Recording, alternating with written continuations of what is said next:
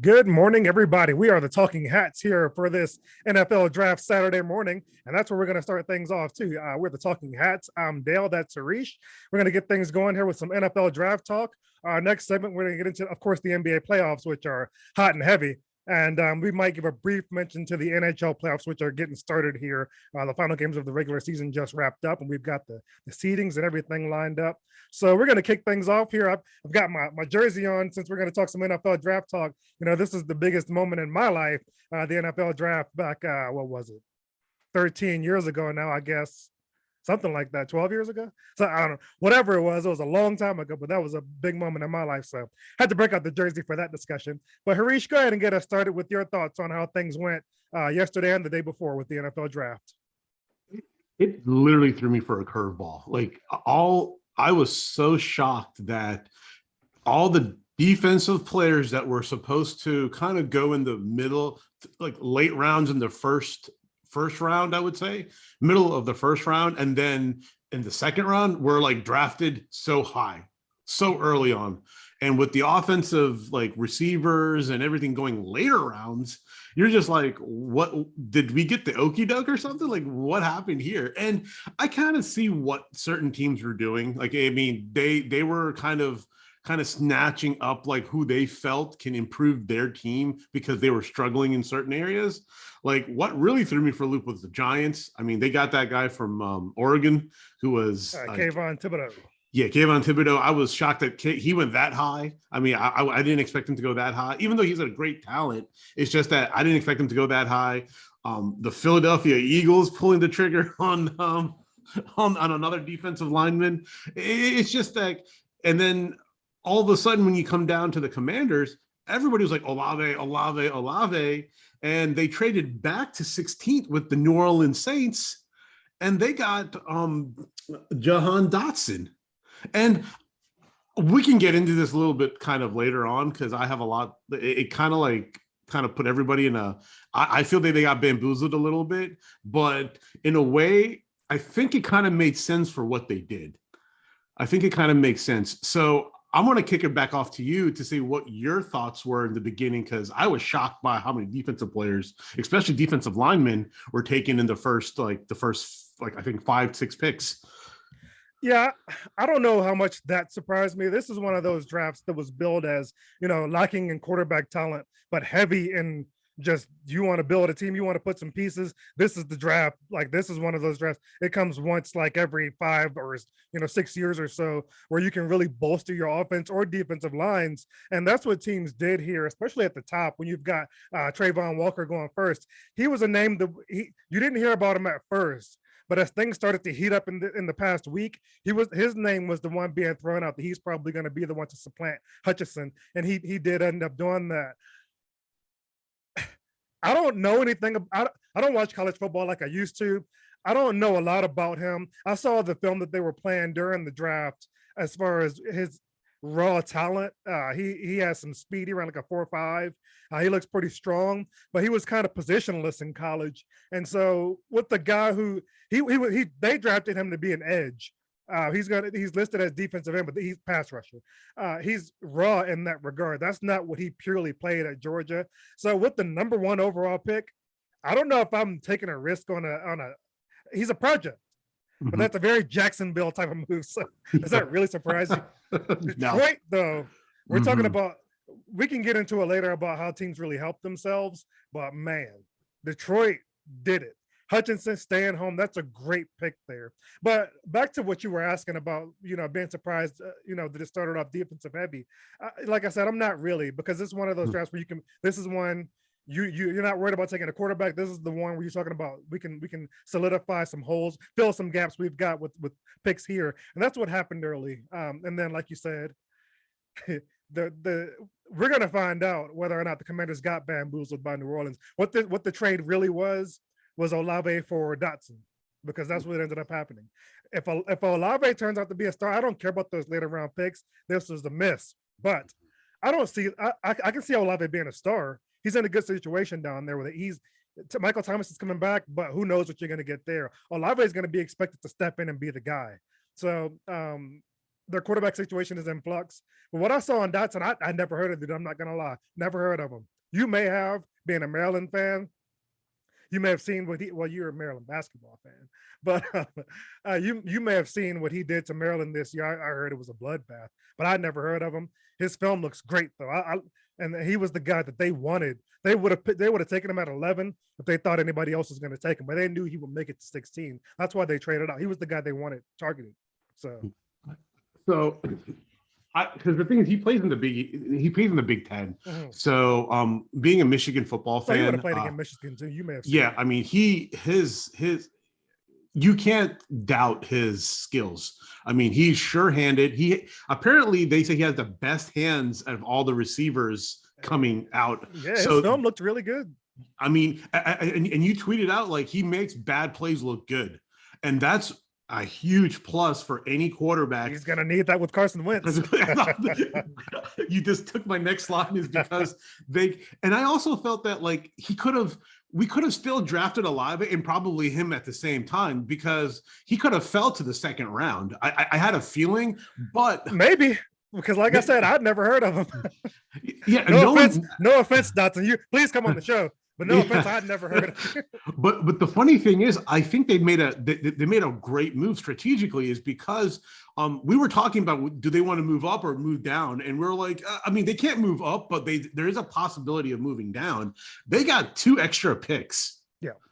They got 2 extra picks, and they got a guy. Even I think they were blowing smoke to everybody about Olave. Definitely. So New Orleans was like, oh my God, Olave's dropping to number 11, and maybe the Commanders may pick him at a number 11, and we're out of the guy that we really want. So I thought it was an okie doke, but I think the Commanders pulled an okie doke on New Orleans to be like, Dotson's a baller. I see. The thing is, I think he is going to be. I think he's the diamond in the rough out of all the receivers that were picked, because I think Olave, he's expected to do well. He's expected to do it. So is who's the guy from USC that got drafted? It was Drake London, and he is in a situation to succeed down there in Atlanta because they have nothing else. They have him and Kyle Pitts. That's it. He can catch over 100 balls this year. If he's healthy, he's going to get those kind of targets. So yep, and that's why I feel that Dotson has a less of a pressure on him to succeed, but his expectations are high. So when you're coming into a team that wants you to do really well, and they want you to not go outside of what you know, you can be like, okay, the stress is there, but it's not overbearing, because you do have Terry, you do have the other receivers, you do have certain pieces where he can come in. He can even be a kickoff returner he can be kickoff or punt. I hope not. So me neither. Yeah. But I just feel that the pressure is on all of the other receivers that got drafted before him, and he can just play his game. And that's a very and I feel that Carson Wentz now has as we stated, they need to build around him. They need to give him as much weapons as they can, and I feel that he's like a Terry McLaurin number 2. His 40-yard dash, people like, 40, you have to throw that out the window, because I don't believe in 40. 40 is just a dog. It's a dog and pony show. They just want to see how fast you can run in a straight line. Football is not in a straight line. Football is zigzagging, how you can get off. So as long as you can beat your man, he's home free, and he's done that numerous times in college.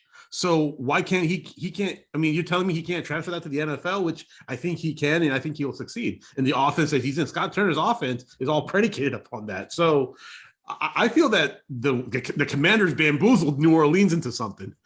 So that's what I say. When you say Scott Turner's offense, I'm hoping he's going to go back to the Norv style where it's run heavy and take that pressure off of Carson Wentz. I don't care about the weapons they have on the outside. I don't want Carson Wentz having to win the games. If it comes down to that, they're not going to be a winning team.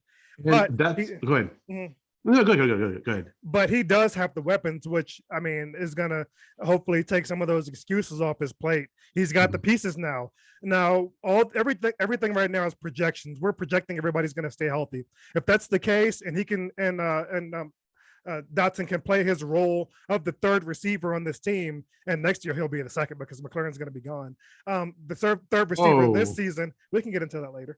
If he can slide into his role of the third receiver this season with no pressure, and everything goes as it is, he's in a position where he can lead the team in receptions as the third receiver, because all the attention is still going to be on McLaurin because he's the guy, and he's the guy in a contract year. So people are going to be focused on that because he's going to be wanting to put up big numbers. So if you're doubling him, if Samuel, who knows what you're going to get out of him, but if he's playing a hybrid Debo role, he's not going to be reception heavy. He'll get catches and carries here and there. That leaves Dotson to fill that void of like catching the dump offs, catching the passes out of the slot. He can be a guy in his rookie year who can catch 70, 80 balls. He can if all goes well. I don't know how that lends itself to the team's success if he's catching that many passes. I want to see Gibson getting a bunch of carries. They drafted a running back, Robinson. I want to see these guys getting a bunch of carries. Even the tight ends, who knows who the starting tight end is going to be. But tight ends getting short passes. Keep the game short. Keep the passes short. Keep the games close. Pound the ball. Keep pounding is Carolina's motto. But since everything from Carolina is coming up to DC anyway, we can ball some keep pounding too. Keep the pressure off of Carson Wentz and play defensive Brandon. That's Ron Rivera's style anyway. So that's what I'm hoping to see. I just want them now in the later rounds to draft like a corner and draft like a safety. They drafted a defensive lineman second round. Let's see. Yeah. What was his name? Fidarian Mathis. I think they drafted him a little bit too high, in my opinion. People hate the pick. Fans hate it. I've seen a lot of negative reaction on Twitter about that pick. I like the pick in all honesty, but I think they could have. Yeah, they could have taken him in the third or fourth round. Hey, an Alabama guy. So can we fairly say that the Commanders are Alabama 2.0 now?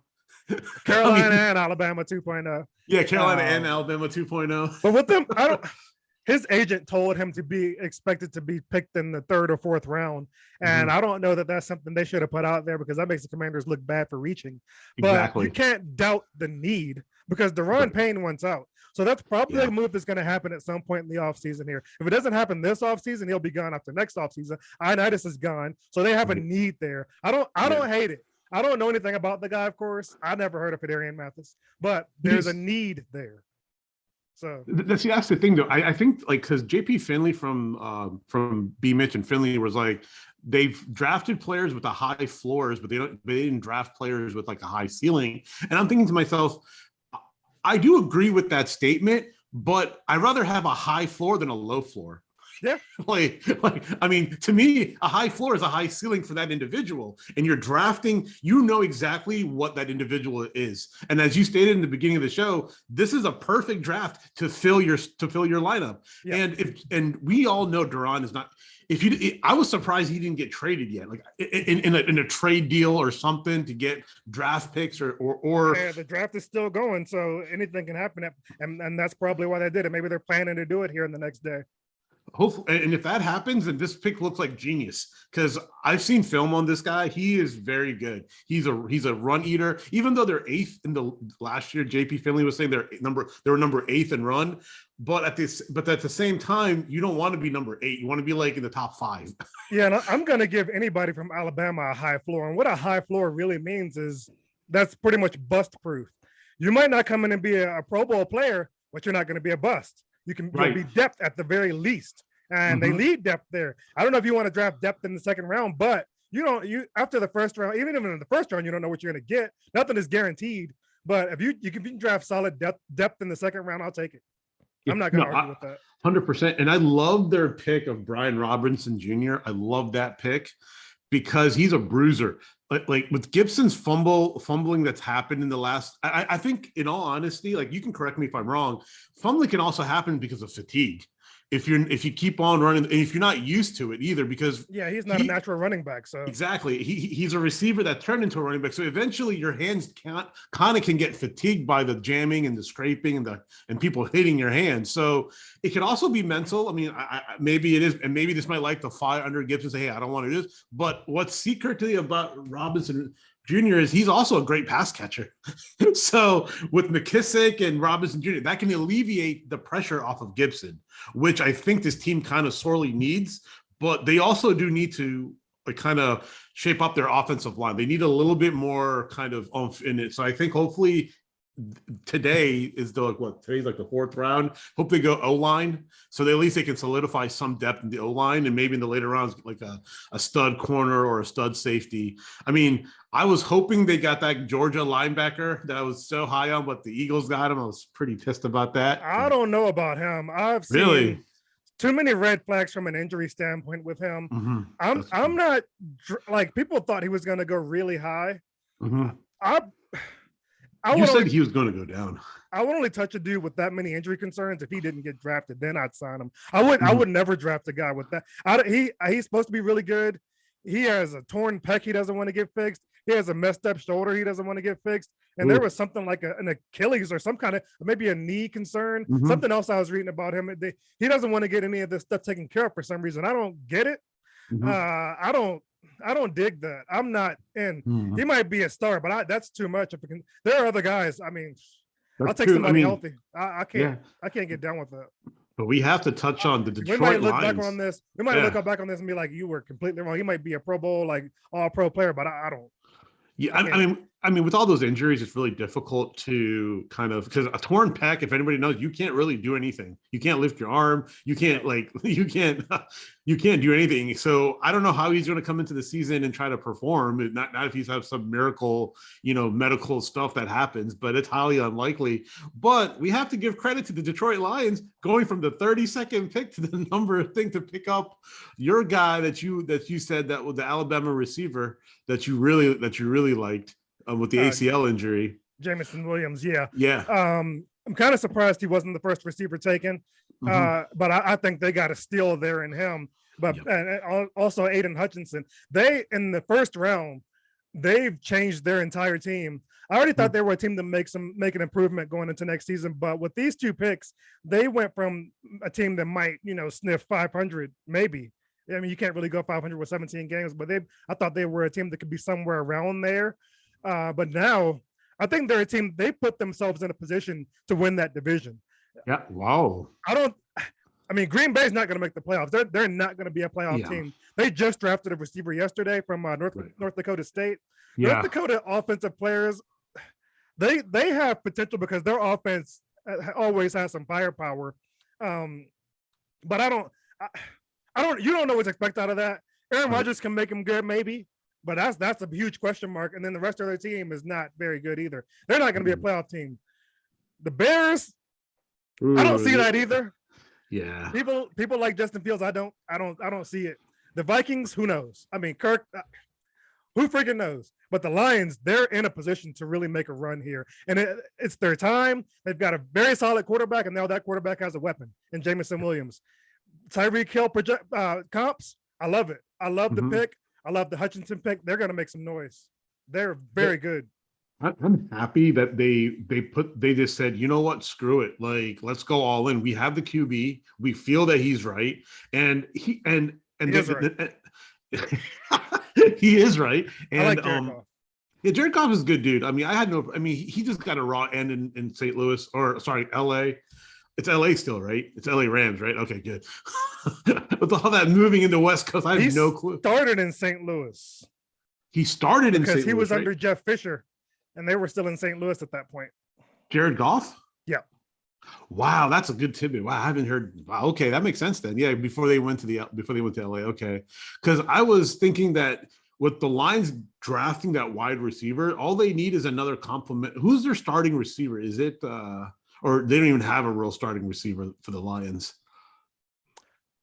Oh gosh, they do have somebody. I can't pull it. I can't pull it off the top of my head. But they I think DJ Chark is there now. Okay. I think that's right. And so if that's true, if I'm not lying about that, he's solid. And then they'll complement each other well because he's bigger. Chark is bigger, so that'll be a nice compliment. Yeah. And then they've got TJ Hawkinson too at tight end, right. And he's excellent. Yeah, TJ Hawkinson he's a top 5 tight end. He's very good. I call him Hawkinsack because I can't pronounce his name. TJ Hawkinsack. TJ Hawkinsack. I picked him in my fantasy, I think a year and a half ago. He was solid. Solid. He's good. So I think Detroit literally threw their cards on the table and said, "We got it." And he won't. And with his ACL injury, yeah, people were scared, but his workout regime and the video he posted doesn't look like he got an ACL injury at all. And they say he'll be ready by October. So we have to see how he kind of comes in and plays like in the game. He was pretty determined in the interview. He was so angry. He's probably mad he got drafted to the Lions, but he won't be, because even if he doesn't end up liking Michigan, the way he's going to be used there, he'll set himself up to be in a position to get a good contract elsewhere if that's what he so chooses. But I think they'll be good enough that he won't want to leave. Exactly. For once. Mm-hmm. I think they'll actually do something here.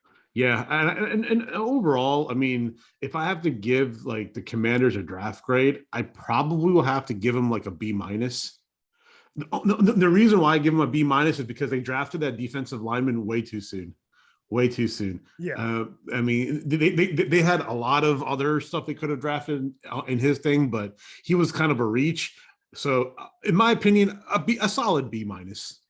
I'll give him a B+ because the drafting Dotson, like I said, that's the guy they wanted. They targeted him. He was all they wanted at receiver. They weren't looking at Drake London. They faked about Olave. They wanted Dotson, and they got their guy even after moving back. So that's a great move. You get your guy and you move back and pick up picks. They accomplished what they wanted in the first round with the second round pick. I'm assuming they targeted him too to take him in the second round. He wasn't projected to go there. He must have been exactly who they wanted, and they took him. So if you get the guys you want, I got to give you a good grade for that.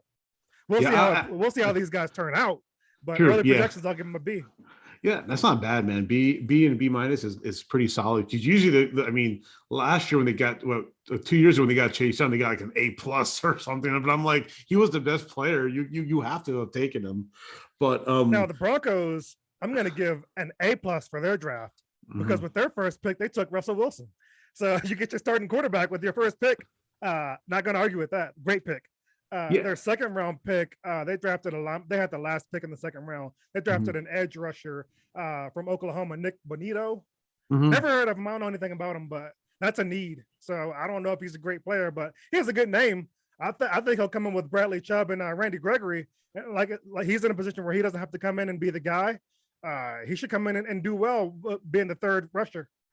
He's in a position to succeed. That's a good defense and a good scheme. Great coaches on the defense too. So that pick can only work.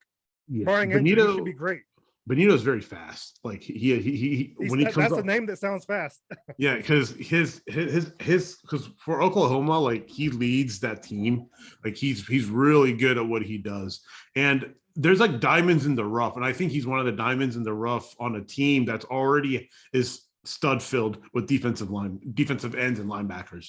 So is he going to come in as a specific D end, or is he going to come in as like a linebacker? Or you think are they going to shift him over to linebacker? Or not quite sure what their scheme is going to be. Their coach comes from the Rams, and I think the Rams ran. Okay, so you had Aaron Donald in the middle, or I think they run a 3-4 or some kind of like a hybrid, out there in LA. So I would assume he'd bring the same scheme here. Yeah. And, you're going to have Chubb and Gregory coming off the edges, like I would assume as linebackers. I can't see either one of them being down. They're both linebacker types. So with that being the case, I don't know Benito's size. Do you know that by any chance? I think he's like 6'3". I think he's a big dude. He's not small. If he's like 250 or below, he'll probably be backing one of those guys up. If he's like 270, then he can play down. Yeah. How do you spell his first? Is it Nick Bonito, right? N-I-K. B-O-N-I-T-T-O. Oh, there we go. Yeah. Okay. Because I was just like, he's 6'3". Yeah, he's 6'3". And weight? 240. So he'll be a linebacker then. So he'll be backing those guys up for now, barring injury. So that's where he'll slide in. And then Christian Watson is the guy that the Packers picked in the second pick in the second round. Let me see if I can get his height up here. I don't know anything about the guy, to be frank. Christian Watson. You know what? But he's gonna go there and probably be a 6'4". He's a big dude, 6'4", 208. Listen, I'm going to say this, and this is going to go on record. I don't care. I think the Packers are reaching because they let go all their studs. They had to, yeah. I mean, they had to. So, like, they're hoping that the people that they pick are the people they're going to be there for 3, 4, 5 years, because they drafted two pretty solid defensive players in the first round, and I'm sure that irked Aaron Rodgers. saying Oh, yeah. defensive guys go first. They haven't drafted a receiver or an offensive skill position in the first round in the last 20 years. Yeah. That's Yeah. insane. Yeah. That's So I don't know if I would have gotten, for me to stay there for him, like I would have gotten a commitment from them to go receiver first or move up to get one of the top flight receivers. Yeah. Because he said on the Pat McAfee podcast earlier this week that he didn't know Devontae Adams wasn't coming back. He thought that they had the understanding that they were going to come back and play together. He didn't know that was going to happen. I'm sure that would, I'm sure, 100% sure he would be wearing these colors if he had known that was going to happen. He would have made that move to Denver if he'd known he wouldn't have any weapons staying in Green Bay. There's no chance he would have gone back. Yeah. And that leads into a great segue to Philly, how they got A.J. Brown from the Tennessee Titans And then paid him. And paid the man. So there's talks about, is this what's going to be for the future, is you have a receiver who plays here for 5 years. After the 5 years, you have to pay him. What are you going to do with them?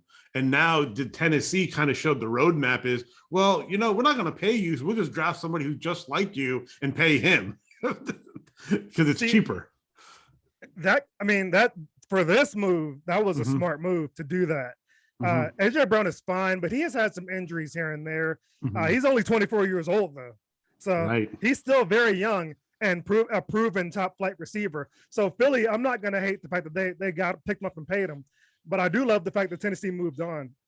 They, like you said, I think they pretty much drafted him again and getting Trayvon Burks or Traylon Burks. Yeah, Traylon Burks. Yeah. They're not going to have any drop off there. I think for the quarterback. Well, that leads us into it. Yes, they got the steal of the draft, in my opinion. Now, this is not everybody is a consensus on this, but there are people coming out saying that Malik Willis is going to be a top 10 pick. I never saw that. I thought he might be a first round pick, but the Tennessee stole him in the third round. Great move there. Tannehill is now in the hot seat. He's going to come in and he's going to have time to learn. I think Tannehill will play the entire season, but then after that, he's gone. And this will be Malik Willis's team. And I think he'll step in there and be like a Steve McNair type. I think he's going to be a very steady hand at the position. Wow. I think that's a fair comp too. And I think that's going to play itself out. He has a great arm. He's mobile. And learning the system for a year, all that rawness is going to be taken away. He'll step in next year, and this will be his team, and he's going to run the show with decent receivers too, and Robert Woods and Traylon Burks. Yeah, and he got drafted, and Derrick Henry. He got drafted where he was supposed to get drafted in the third round. That's where he was supposed to be. For him. Right team, right everything. Yeah, and now what's crazy is, I think the Eagles missed out on a quarterback too, because Jalen Hurts, in my opinion, is not their future. He does have deficiencies, and you have high caliber receivers now. And if you don't get them the ball they're gonna start chirping, because they were once let's say they were all A's. Now you're gonna put them to like a 1A position. They're not going to like that. So we have to see how that plays out, because even though you drafted well on the defensive side and the offensive side with the linemen and also the defensive tackle, you have to see yourself as, how can you get the balls to these individuals now? You made the trade, you have to get them the ball. And that's going to be interesting to see. I think Malik Williams, surprisingly, I think he may even come in the middle of the season as Tannehill struggles again to throw the ball. I hope not. I don't care how much Tannehill struggles. If you don't make the playoffs this year, that's fine. I don't think you sacrifice his future, because I think he has that kind of potential. I don't want to see him on the field this year. Even injury, I don't want to see him on the field. You want to see it all. They should let him sit all year and develop, learn, and then debut his skills next season. What I think Philly did in picking up AJ Brown, I think they catapulted themselves to the best team in the NFC East, even with Jalen Hurts. I think Jalen Hurts is solid. If you look at just his numbers passed the eye test, and then his results on the field, they were a playoff team. I mean, I think they're the best team in the division. I think Dallas is going to drop off and lose to the Browns, the receiver. Dang it was just in my head. You know who I'm talking about. They're it slipped my mind. He's the great receiver, though. I'm gonna move on. But I think Dallas is gonna have a drop off there. The Commanders, I said if they drafted a receiver, they'd be solid. They did. Wasn't the receiver I was expecting, so I don't know what to say about them yet. But I think either way, they'll be second best team in the division to the Eagles. Eagles, I think, could reel off 12 plus wins. I feel confident in projecting that. They're solid on both sides of the ball. They even picked up some another defensive lineman. What's his name? Jordan. Got it here somewhere. They picked up the defensive tackle from it's up here somewhere. Just a sec. Bear with me, guys. This is all the new and fluid information here that we're dealing with. I think it's Jordan Davis before I get to it, but let me confirm it. Yeah, the Eagles picked up Jordan Davis from Georgia, and Georgia had the top defense. So, and a lot 5 or 6 Georgia defensive players got drafted in the first round, something like that. And the Eagles got one of them in Jordan Davis, who's a monster. His film looks excellent. He's a great player. And you throw him on the defense with Fletcher Cox, I mean, man, that's going to be a scary defense. The Eagles are going to be scary. Jordan Davis is 6'6", bro. Yeah, I mean, he's a freaking monster. So yeah, he's insane. And they also picked up another.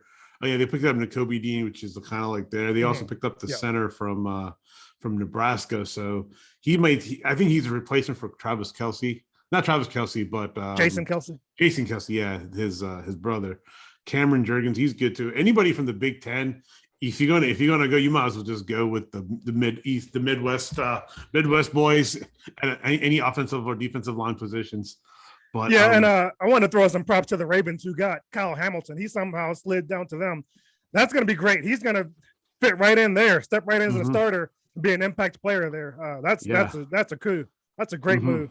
Yeah, I mean, I'm surprised he fell that far. I mean, and I guarantee you, because all the defensive linemen were getting drafted so high. They were all getting drafted so high, and then also the receiver, the big receivers were getting drafted right after that. So I mean, he snuck in, and that's why I wanted to if the Commanders could have picked him up somehow, like made a trade or did something to get him, that would have been a really good pick too. But yeah, of course, would have liked to have seen that. I liked Kyle Hamilton. I would have loved to see him in the Commanders' colors, but we'll be seeing him in Baltimore. B-More got themselves a great player, though. They just got themselves a great player. Houston had a solid draft too, getting Stingley, and then they got a receiver in the second round. Sauce Gardner to the Jets, who also had an outstanding draft. The Jets got Garrett Wilson too. So no more excuses, Zach Wilson. He has some weapons. So I like Sauce Gardner. They should improve. He's a good player. Yeah, they should improve too. And we forgot the Giants, man. The Giants, I think, had a pretty solid draft too. I think they have I think they got a pretty solid, even though they could have got a quarterback. Yeah, but I'm hearing that Baker may go over there. I wouldn't be surprised by that. They did the right thing by not picking up Daniel Jones's option. That means he's out. He might be the starter this season unless they get Baker. I think picking up Baker is picking up Daniel Jones light. They're the same guy to me. They're not going to be any good. If they win a game, I'll be surprised. They freaking suck. They freaking suck. But every division needs that, and they're going to be that for the NFC East. Oh wow, they stink. Yeah, I hope not, because I thought I'd rather have Dallas stink than the Giants, but in this situation, maybe. See, Dallas has a quarterback, so they're not going to be horrible. I wouldn't be surprised if they missed the playoffs. They should have moved on from Zeke like 3 years ago. That's eating up a lot of their salary cap. They could have kept Amari Cooper, is the name I was slipping on. That's the one, yeah. Amari Cooper. They could have kept him and let Zeke go, but it's the Cowboys. I don't care about them. Screw them. Yeah. It's Jerry Jones. Yeah. So fourth round today, 4th, 5th, and 6th, and 7th. Yeah, 4th, 5th, and 6th. All that crap today. Broncos pick up some more depth there. They need some offensive line help. So do the Commanders. Cosme's fine. Whatever. I think they need to find a tackle here. Draft somebody who's huge and has decent feet, and then try to develop them into the starter there. If you go into the season with Cosme as your starter, they're going to be in trouble. Cosme's a depth guy. Maybe I'm wrong. I worry about that. I worry about the offensive line. I like Leno too, but Leno's a smaller left tackle. I like him as a dude. He's a good dude, but he's a smaller left tackle. He's going to be the starter no matter what. But I would love to see them get some depth there. They need some depth on the offensive line. And I think if they don't choose a corner. So in the 4th round, they have the 8th pick. In the 8th pick, I think they should go corner or safety, and then in the later pick up because they have their 15th pick in the 4th round too. So then go O-line, and then solidify the O-line. And then when you get to the 6th, the 7th, because they have 1/6 of number 10 at that position. get a linebacker or something. Or if you have the best, if on your board, if you have a linebacker that you want to get at the 8th pick in the 4th round, take him and then move on, and then take your offensive lineman like the next 2, and then draft like what the if thing. at one of their picks, a guy like Matt Corral is there? No. I wouldn't hate it. I don't love him as a player, but if you can have somebody in to develop and then trade Heineke. There have been some rumblings about Heineke wanting to be traded. I don't think that's officially come out, but I wouldn't hate it if they took a quarterback and then traded Heineke. Let him go off somewhere and have an opportunity. So the thing is, next year is quarterback heavy, they say. So you rather draft it next year. But next year, if you're drafting a quarterback, if they're in a position next year where they have to draft a quarterback, then they're going to be drafting high. So, so I'm not worried about a depth guy then. That's why I'm talking about a depth guy now. But the thing is, if you're going to, they probably are going to draft a quarterback. But they always do. They always draft like some unknown quarterback, like in the later rounds, just to have somebody. I've always said that's what I would do, just to have a guy in the building and see if you've got something. If you don't, it was a late pick. Who cares? Yeah, and I also think they're going to trade Heineke maybe in the next coming days with Deron Payne, like a package deal, just package them off. Something. And then, maybe package them off to Cleveland. Who knows? For Baker? For Baker Mayfield? No, that's never going to happen. Desmond Ritter to the Falcons too. That's a good pick by them. He's pretty good. He's a little raw. I think getting a year behind Mariota, he should be. I think he can be their guy going forward. He's got talent, so maybe they can develop him into something. That was a good pick. Yeah, the quarterbacks that got drafted, like Kenny Pickett to the Steelers. I don't get that one, but I'll trust in Tomlin. I don't get it. I don't like. I'll put it this way: I think Kenny Pickett is like a Big Ben with small hands. Nah. No, I can't cop him to Big Ben. Big Ben was great. And at Miami, Ohio, he was great. Yeah. Kenny Pickett is. You think he's average? Just whatever? I can't see him ever being an impact player. Maybe I'm completely wrong, but I don't see it. I think he'll be okay. I don't think he'll be like super high. I don't think he'll be super. I think he'll just be a middle of the road like starter where you'll get the wins. You'll be happy with them, but I don't think he will put you over the edge in the next 10 years. See, I'm also a Mitch Trubisky guy too, so I'll be surprised if Kenny Pickett ever plays because I think Mitch is going to get in there and take his opportunity and run with it. I think the Steelers will be his team. Mm-hmm. Oh, but the thing is, he'll learn under Mitch. Mitch is a great. I like Mitchell Trubisky. I never had any doubt. I think he was just in the wrong system in Chicago, and they gave him a raw deal. Nagy's a horrible coach. I just don't like him. He's ruined Justin Fields, even though Justin Fields is not a good quarterback. He could at least made him somewhat decent. But I'm surprised. Did Nagy get fired? No, right? He's still there. No, he's out. He's back. Oh, he was out, right? Oh, he went back to Kansas City. Kansas City's going to suck anyway. So the potential for that is there because they lost Tyreek Hill. So that was like 95. That was like 95% of their offense. Yeah, that's going to hurt. So with us being on the NFL talk here, I want to throw something at you just off the top of your head. With the draft going on, what team do you think helped themselves to the point where a team that wasn't a playoff team last year helped themselves to the point where they'll be up every year? There's a team that didn't make it the year before and they get in. What team is going to be that team this year because of what they did in the draft? What you said is Detroit. I felt Detroit. They had some big cojones for going from 32nd in the first round to get to numbers. Like I forgot what number they went up to, but they just said we're in it to win it.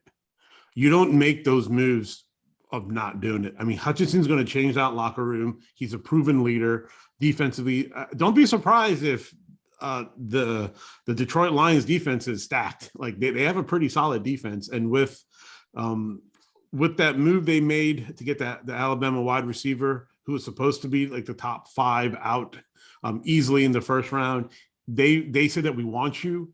And with Jared Goff at QB, he has a weapon now, and he's going to feel the love. So they're going to be not a surprise team, but they're going to be a very formidable team to go against because all the games last year they've lost by a field goal or a play here and there. So they're in the game. They just need to win the game, and they have the capabilities now to win it. I'm torn between the Ravens and the Saints. Okay. I, of course, would have gone with the Lions, but I'm going to zag since you zigged. I'm torn between the Ravens and the Saints. I'm going to go with the Saints because they got an impact player on Olave, and then they got some other help later on the defensive side too. I'm going to go with them because the Ravens have a tougher division. So I'm sure they'll be a playoff team. Lamar Jackson is still there. I'm sure they will be. So that's the safer pick. With the tougher division, I'm going to go with the Saints. I think they've got an easier road to the playoffs. So not bad. Not bad. I'll even say the Commanders. I'll tell you what, they should make it. If they don't, wholesale changes. Wentz is out, Rivera's out, the Martys are out. So Marty Schottenheimer's in there? Marty Herney and Marty Herney and Martin the double M&Ms. They're not well, I mean, I'll put it this way. They had a decent draft. I mean, we gave them the grades. Can't argue with it. Can't deny it. You know, they pulled the wool over our eyes. I mean, I didn't expect them to go that way, but you know, now we kind of see like what their intentions are now. They're throwing smoke like every other team does, and then when we think they're gonna go zig, they go zag. So I like it. It was new. I was angry, but when you sleep on it, because when you're with this team for 25 plus years, you expect the same thing. You're like, all right, this is what's going to happen. And when they do something different, you get angry. Oh, why did they do this? Why did they do that? But when you sleep on it, get a good, nice rest, you can be like, that. In my opinion, I think that was a genius move. Yeah. I think it was a genius move. And so you got any more draft talk there, or should we wrap up first segment? We're good. I mean, we said we had to say. All right, we are the Talking Hats. We're going to wrap up this segment here. Follow, like, subscribe, support us. We'll support you. We'll be right back. We're the Talking Hats, and we're back here for some NBA playoff action. We're going to get started with, let's see, let's start with the series that ended last night, the Minnesota and Memphis series. We'll talk about that and then head on to how everything else played out. So go ahead and get us started there with the Memphis and Minnesota series. I loved it. I'm happy that Towns was crying. I loved it that they beat him in Minnesota. I loved that. I loved how John Morant monsterized dunk, poster size, whatever you want to call it, dunk of the future, whatever you want to say. I just like the way the Grizzlies played. You can't take anything away from them. They were just wow. Minnesota, you have to give the golf clap. They did what they did, but they're young. And that's what makes them very dangerous for the future. But if they don't learn from their mistakes, they're never going to win. Towns cannot start shooting from the outside thinking he's Dirk Nowitzki. As Dale has stated numerous times, and I have as well, you're 7 foot something or 6'10", whatever, you're astronomically tall. Get in the paint and score your 20 to 30 points and 15 rebounds a game like Joker. Do that. If you do that, you're going to help your team instead of hurt your team. And I felt that they're so young, they want to do them like the me way instead of the we way.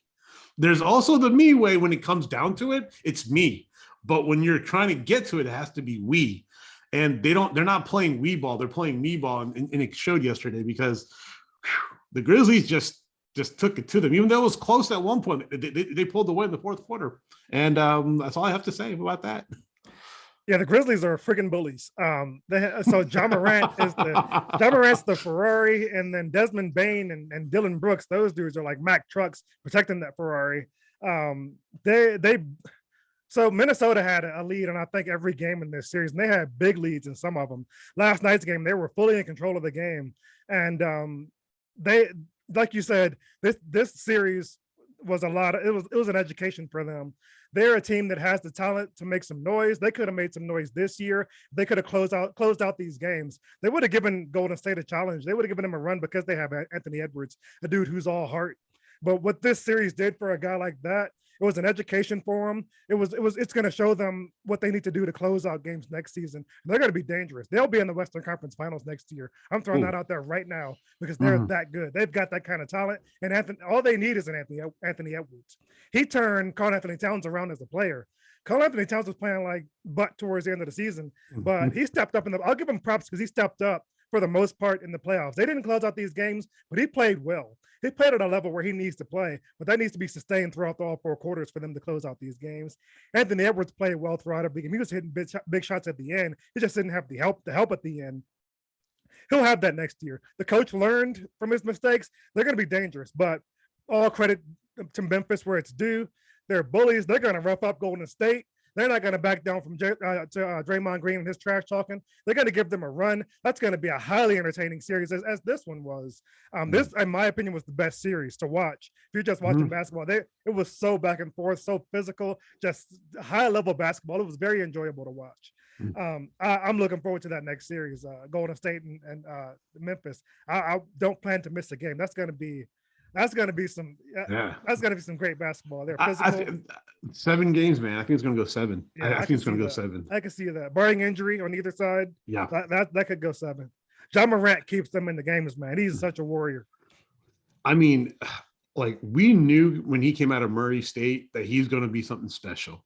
And he's proving it day in and day out. And with the help, this reminds me of like the old Memphis Grizzlies where they had Zach Randolph and Mark Gasol, but this team is more finesse with the bullying in them. So it's almost like, how are you going to play them? Are you going to go like, if you're going to go mano y mano, they can play mano y mano. But if you want to run up and down, they can run up and down. They have, surprisingly, they have the 3-point shooting. I mean, they're not lacking it, and they're getting hot at the right times during games. So Golden State, like, my only thing with Golden State is they can blow the doors off of you or they can just hang with you. So there's no in between. So if they have to blow their doors off, they're just going to come and just outscore you. But I don't think you can do that with Memphis. I don't think you can. Yeah, they were pretty even during the regular season, but Clay didn't play in any of those games. So that's, of course, going to make a difference. But I don't expect to blow out anywhere because John Morant, like, they could have been blown out in that series, but John Morant kept them in every single game. So I don't see that. I just see physical back and forth basketball, and whoever wins the series, this series is going to take a lot out of them going into the next round. So it's going to be very entertaining. But on to the Suns, who had a little bit of a struggle with the Pelicans, and Alvarado, he's freaking annoying. I don't usually like players like that, and I don't know that I like him either. But I respect the fact that he helped them hang with the Suns. My guy Devin Booker being out, that helped them too. But he came back for the last game there and gave them a little boost to get them over the hump. That was a pretty good series too overall. But I think the Suns did what they needed to do. Chris Paul, I hope that having to shoulder the load there didn't take too much out of him. Going against Alvarado, that I could tell he was kind of spent at the end of those games, but he should have a little bit lighter of a load to carry there with Booker back. Ayton stepping up. I mean, they're solid. So the next series should be another good one. Yeah, my biggest fear is what you stated is Chris Paul overworked. Is he too exhausted from all the that what Alvarado put on him in the last couple of games? With Booker coming back, he looked okay. He looked good, but I don't think he's the same. Not 100%. Yeah, he didn't look 100%. And that's what scares me is he going to tweak it again if he's going to go all out? Because you do need to go all out now with these games. And has that taken a toll on the team? And are they going to play up to their capability, or are they going to just be in the middle? And that's what we have to see. I hope not. I hope it's an entertaining series, but with so many what ifs, I don't see them moving on past this series. Yeah, that's not a crazy thought because Dallas handled business against Utah, even without Doncic there in the first couple of games.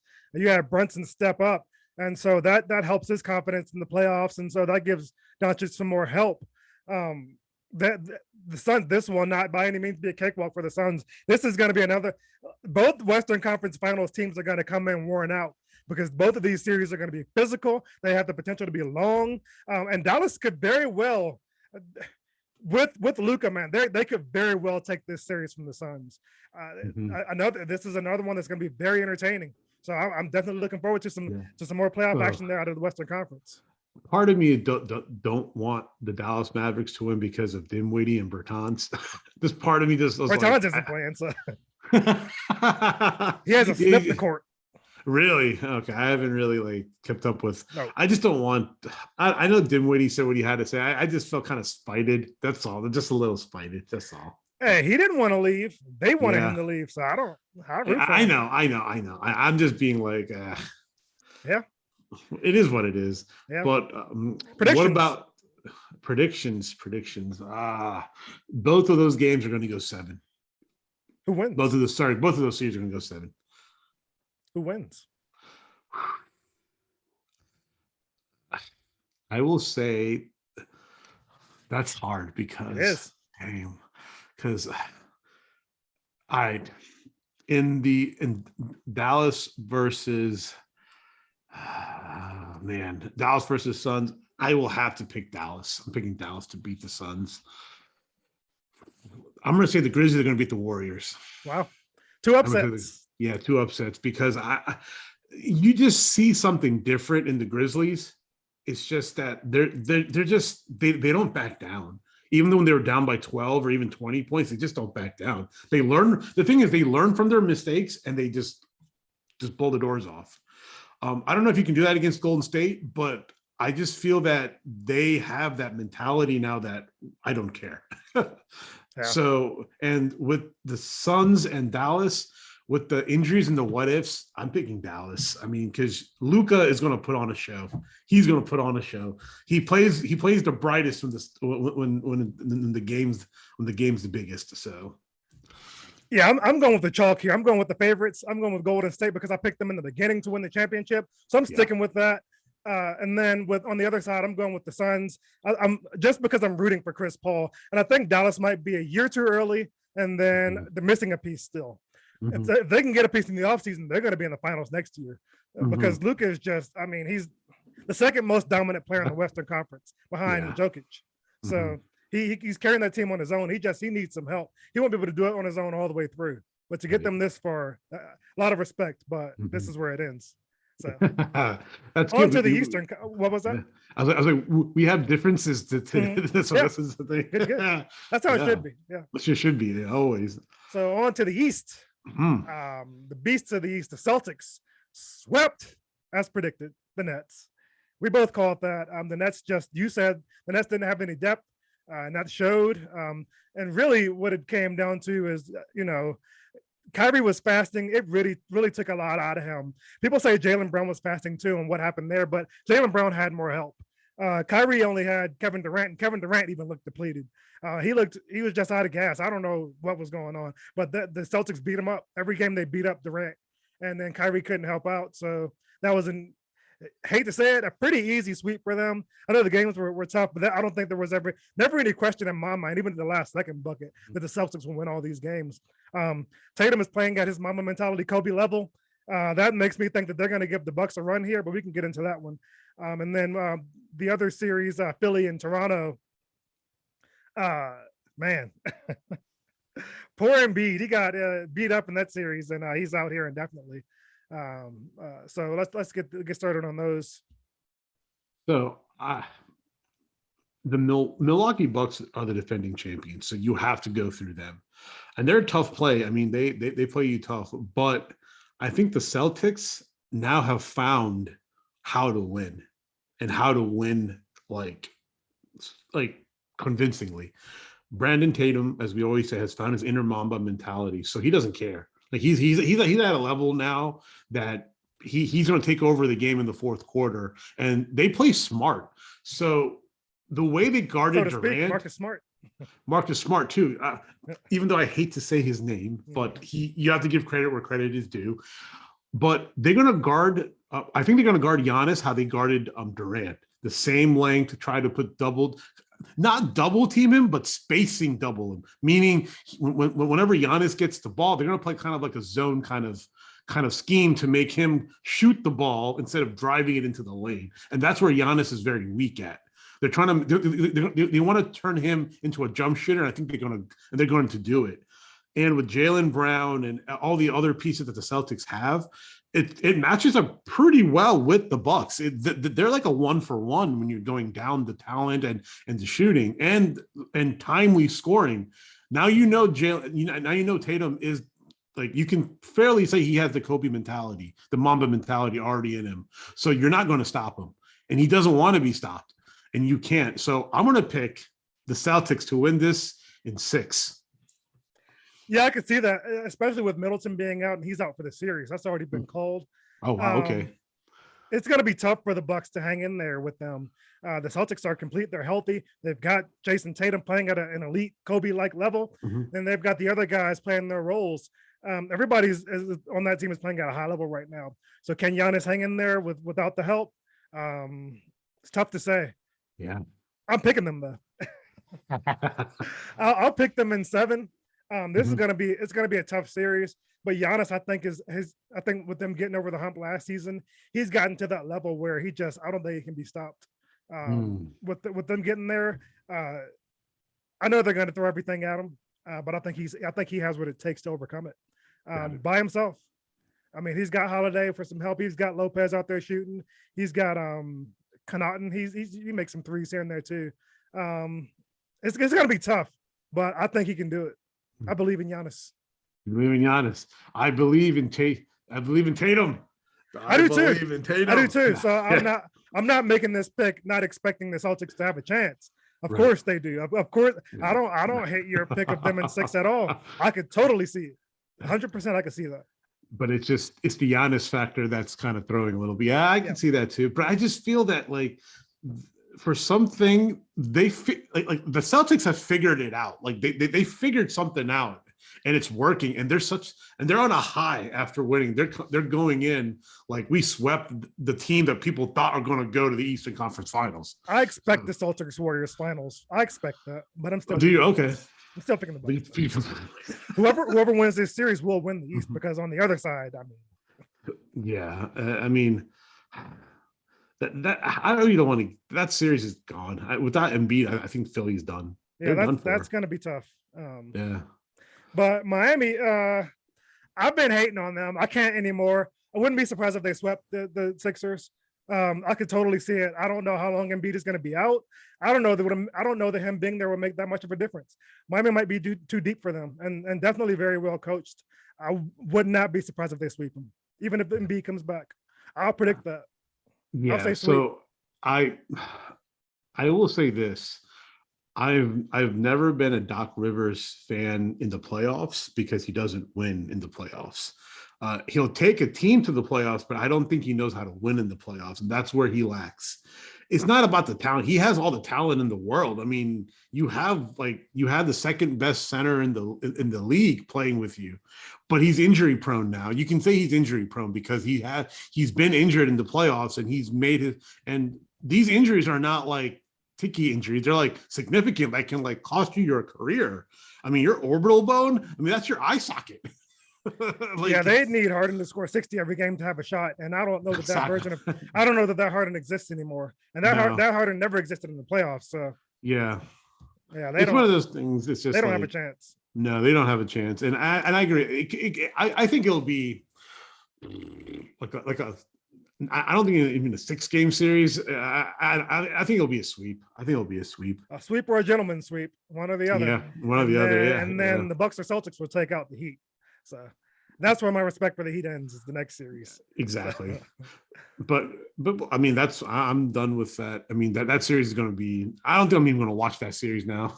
Heat Sixers. Yeah, I don't have any interest in that either. Yeah. The Heat are not my favorite to watch. Kind of boring.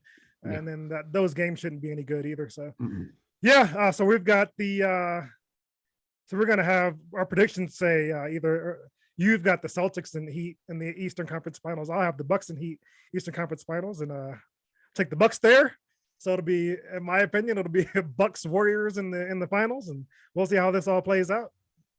I'll say, yeah, I might even say the Grizzlies and the Celtics in the finals.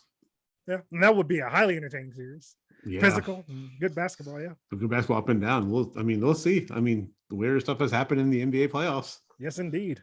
But like I mentioned in the beginning of the first segment, we're also the NHL season is wrapped up here. The Caps know who they're going to be facing off against, and it's the Florida Panthers. Uh, that's going to be a tough series. The Caps didn't close out the regular season as strong as I wish they would have. Still questions around the goaltender. The coach was on the Junkies this past week, and he didn't let out who his guy is going to be in the playoffs, but it cannot be Samsonov. It can't be him.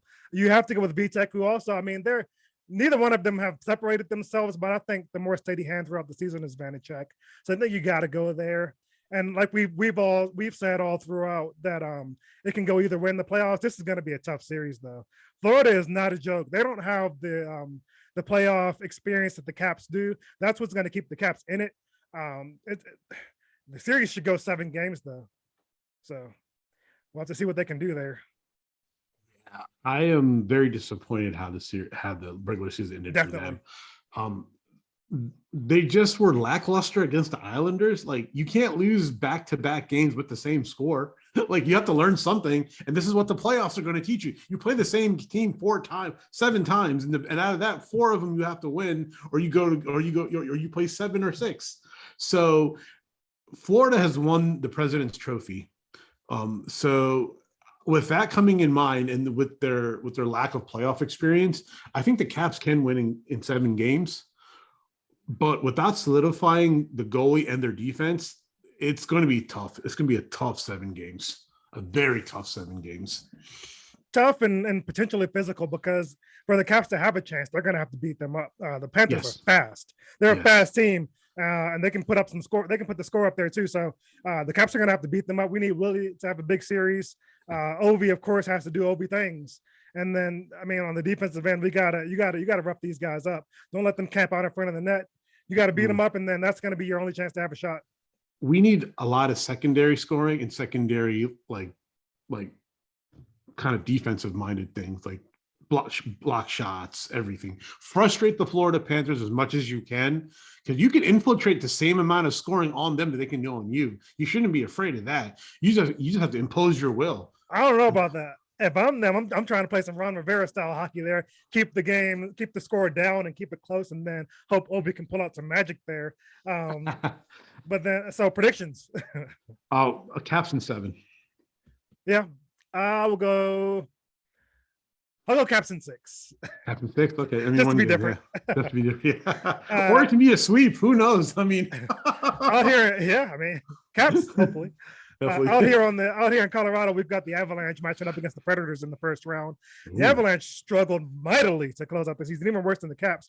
I think they lost. They went on a losing streak here, starting with the Caps. They lost the Caps game that we went to, and then they didn't win a game after that. They were resting guys, but still, some of the games were ugly too. And they lost to Nashville 2 nights ago. So that's going to be – Nashville is always a solid team. It's going to be tough because of the way they close out the regular season. Hopefully some of these guys are going to come back here for game 1. But they're the President's Trophy team winners this season, but you don't want to go into the playoffs looking like this. They're really not looking good from any aspect right now. They're not looking good. I don't even know what to predict. I don't know with them looking so bad. I want to say they're going to win it. You hate to see the President's Trophy team go out in the first round, but it can happen. The Nashville can get them, but I'm going to predict sweep. Avalanche sweep. That's what I'm predicting.